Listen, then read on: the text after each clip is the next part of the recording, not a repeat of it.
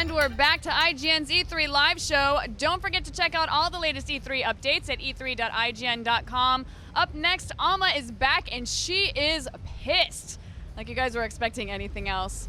We're now going to take a look at the supernatural shooter F.E.A.R 3, so you may want to hold on to a teddy bear or something.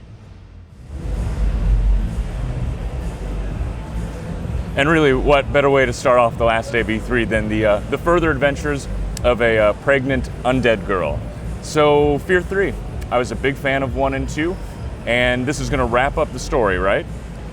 We're going to do some interesting things for you. Okay. I mean, we're definitely taking from the hallmarks of the F.E.A.R franchise and basically starting 9 months later. 9 months is really important in this game. Yes, if you played to the end of F.E.A.R 2, 9 months is very important. Very important. So almost pregnant. We know that she's pregnant. We know that we're not exactly sure what it is she's going to have. Everybody's pretty scared. Mm-hmm. And we find that in this game, Point Man and F.E.A.R are now working their way through the space, basically heading towards their mother. Now, Point Man and F.E.A.R, they were the main characters of the first game. Correct.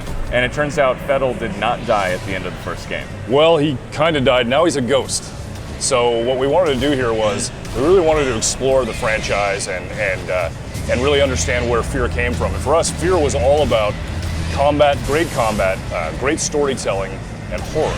Mm-hmm. But for us, as we have all the franchise, we want to say, okay, where do we want to take this? For us, it was co-op. That was a great opportunity. Okay.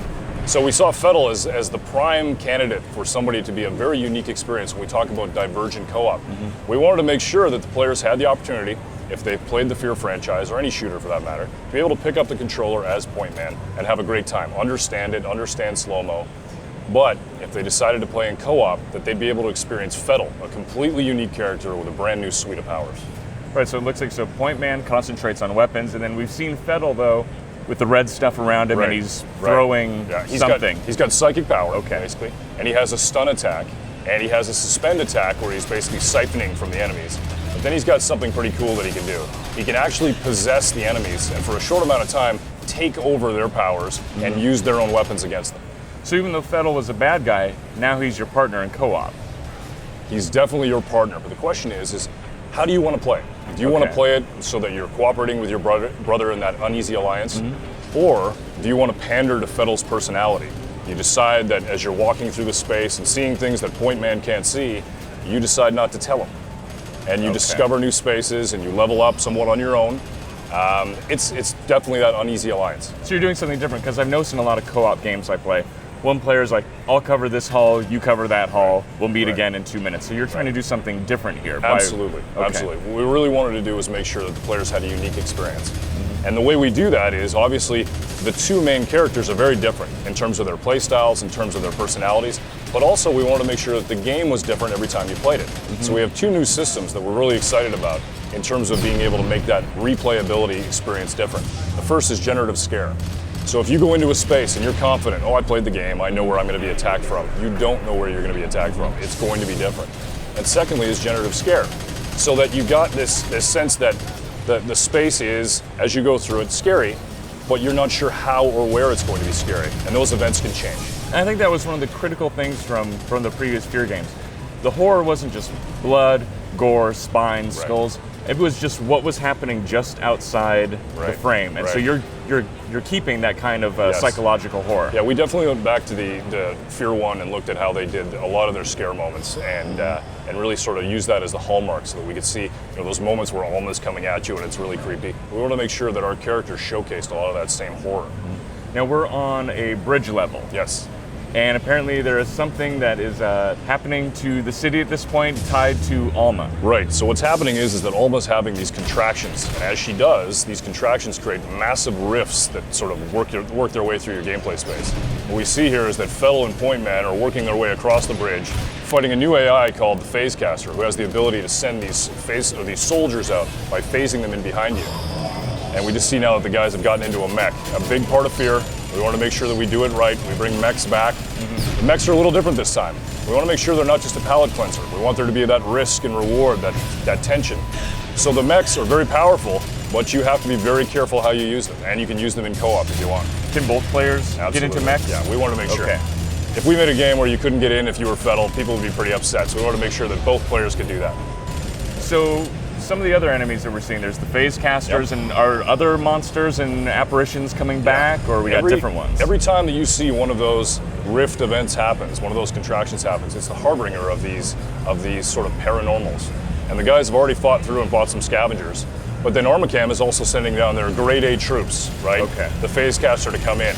And the key thing that we're also doing is we're adding a cover system into the game where we're taking sort of a classic third-person cover and applying it to first person. So that the guys can actually, as you're working your way through the level, we've got phase casters that can send AI in past you and around you, and you've got the ability to go into cover, switch in one fluid moment, 180, and go to guns on. Spectacular. So are all the replicas, are they coming back, or have they kind of been phased out? We kind of mined the AI from the previous game and looked at it, and we wanted to offer our own evolution of that. Okay. So we've got some things, some tricks that we're going to be bringing into that. The scavengers are new, the phase casting technology is new, and then every time you see that paranormal shift, you get something good. Excellent. So we're about how far into the game here? This is probably pretty close to the end, about 2/3 of the way through. But we're not going to see any spoilers, right? Yeah. Okay. Because after the ending of F.E.A.R 2, I cannot wait to see how this one wraps up. What the guys are doing here is they're working their way across the bridge, and Armacam is sort of suffering from the exact same paranormal things that are going in. They previously had the bridge down as they're searching for these survivors that have survived the blast. And what they're doing now is they're sending in their troops to basically clear you off the bridge. Okay. So now, if Paxton gets into a mech, can he still use his psychic powers, or is he traditional guns now? What we really wanted to do when you get into the mech is that Paxton, when he takes over somebody, he basically has to get inside somebody's body in order to pilot the mech. And once you're inside that body, you pretty much are that character. You have all of their powers. Same as the mech driver. So when you play co-op, do you have a favorite? Do you want to be Point Man? Do you want to be Fettel? I love playing as Point Man, no question, because I love the idea that if you've played F.E.A.R and you played shooters, you're going to be successful. But there's no question the star of this game is Fettel. There's no question. He's just a boatload of fun to play. Are there any scares that people should be on the lookout for? I mean, not to spoil one, but what's a really unique lead up to F.E.A.R that you're doing, to a scare that you're doing? We've got another demo that we're running about the village section, basically. So there's this really cool section in there where we see a brand new character who can attack from any angle, and I can't really tell you too much about him, but he's super spooky. He comes out of nowhere, he can climb on walls, and he just scares the crap out of you. Awesome. Well, thank you so much for coming in this morning and showing us the game. And back to you, Jess. Thanks a bunch, guys. Nothing like a little F.E.A.R to wake you up in the morning. Up next, it's time to don your Assassin's gear and take to the rooftops with your friends. Join us for a look at Assassin's Creed Brotherhood multiplayer.